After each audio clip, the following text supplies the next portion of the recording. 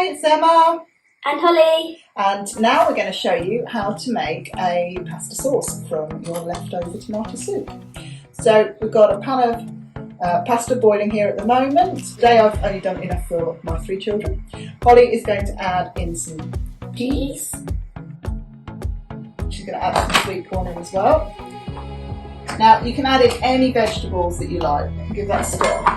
Right, while that pasta is cooking and the sweet corn and peas are heating, I've got, in this saucepan, I've got the tomato soup. I'm just bringing that to be warm to quite a low heat.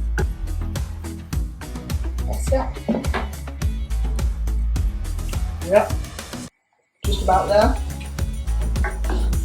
So, on a very, very low heat now, I'm going to take some Philadelphia or cream cheese or whatever you've got, and we're going to take 3 tablespoons.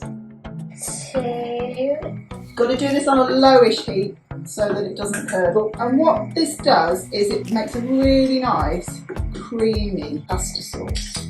And again, you don't want too much, don't add too much. Do you like yours extra creamy? Add more. Add some more, and then just stir it until it mixes in and it changes from a red colour to more of an orange.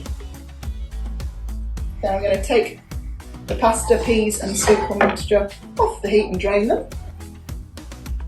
Pasta sauce mix off the heat. Add it into the pasta and vegetable. Give it a really good mix. And then, there we have it. Tomato and cream cheese and vegetable pasta bake. Want to try it, Holly? Yes, please. A bit hot, don't burn yourself. Yummy. Enjoy!